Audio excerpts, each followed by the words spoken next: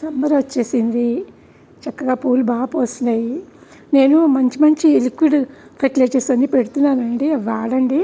ఏ పూలకైనా లేకపోతే పాలకూర ఆకుకూరలకైనానండి, లేకపోతే దొండకాయలు వెజిటబుల్స్ అలాంటి వాటికి వేటికైనా అది రావడం పనికి వస్తుంది. ఇవాళ మంచి రెసిపీ అండి.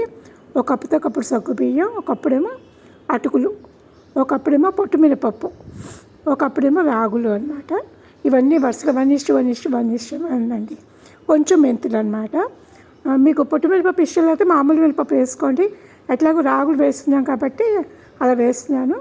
నేను సింకులో ఎందుకు ట్యాప్ తిప్పి అలా పెట్టానంటే, మడిగా మనం నానబెట్టుకునేటప్పుడు అండి అది కింద పెట్టేసి పైన ట్యాప్ తిప్పేసాం అనుకోండి, అది ముట్టుకోకుండా ఉంటే కనుక మడికి కూడా పనికొస్తుంది అనమాట.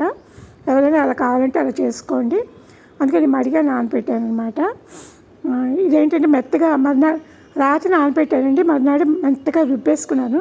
మెత్తగా రుబ్బేసేసుకుని అందులో కొంచెం క్యారెట్, క్యాప్సికం, కొత్తిమీర వేసాను. దీన్ని ఊతప్పం కిందైనా వేసుకోవచ్చు, లేకపోతే పలుచగా దోశ కిందైనా వేసుకోవచ్చు అండి. ఎలా వేసుకున్నా బాగుంటుంది. నేనేం చేశానంటే ఊతప్పం కింద వేసాను, నెక్స్ట్ ఏమో ఇడ్లీ కింద కూడా వేసాను. ఇడ్లీ కింద కూడా బాగుంటుంది. పిల్లలకైతే చాలా హెల్తీ ఫుడ్ అండి ఇందులో. ఎందుకంటే రాగులు ఉన్నాయి, అటుకులు ఉన్నాయి, సగ్గుబియ్యం ఉన్నాయి, మినపప్పు ఉంది, అందుకని అనమాట. చాలా హెల్తీ ఫుడ్. బాక్స్లో పెట్టైనా ఇవ్వచ్చు. లేకపోతే ఇదేంటంటే కలర్ ఇలాగే వస్తుందండి.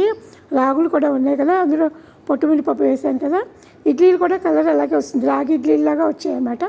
దాంట్లో కొంచెం పప్పుచారులాగా పెట్టాను. ఒకసారి అయితే ట్రై చేయండి, చాలా చాలా బాగున్నాయి.